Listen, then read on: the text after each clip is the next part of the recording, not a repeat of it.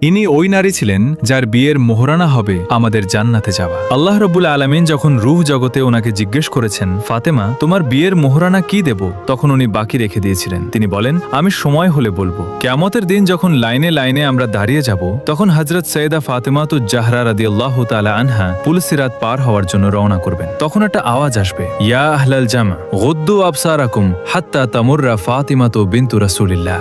অর্থাৎ, হে হাসরবাসী, সবার মাথা নিচু করো, চোখ নিচু করো, যতক্ষণ নবীর বেটি ফাতেমা পুলসিরাত পার না হন। তিনি এত পর্দানসীন ছিলেন যে উনার পর্দার কারণে হাসরের মাঠে আমাদের সবাইকে জমিনের দিকে তাকিয়ে থাকতে হবে। উনি হেঁটে যাবেন, যাওয়ার পর উনি যখন পুলসিরাতে পা রাখবেন, তখন উনি পিছনে দেখবেন যে উনার আব্বার উম্মতরা নফসি নফসি করছে। তখন উনি আল্লাহকে ডাক দিয়ে বলবেন, আল্লাহ আমার বিয়ের মোহরানা আজকে দিয়ে দেন। আল্লাহ বলবেন, জান্নাতীরা জান্নাতে যাচ্ছে, জাহান্নামীরা জাহান্নামে যাচ্ছে, এখানে বিয়ের মোহরানা আবার কি?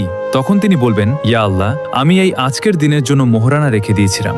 আমার বিয়ের মোহরানা হবে আমার আব্বার গুনাহগার উম্মতকে জান্নাতে দিয়ে দেওয়া। তো সেই ফাতেমাতুজ জাহরা রাদিয়াল্লাহু তাআলা আনহা গোটা নারী সমাজের আইডল। তার আদর্শের জন্য একজনই যথেষ্ট, আমাদের মা বোনদের জন্য। সাবস্ক্রাইব করে রাখুন।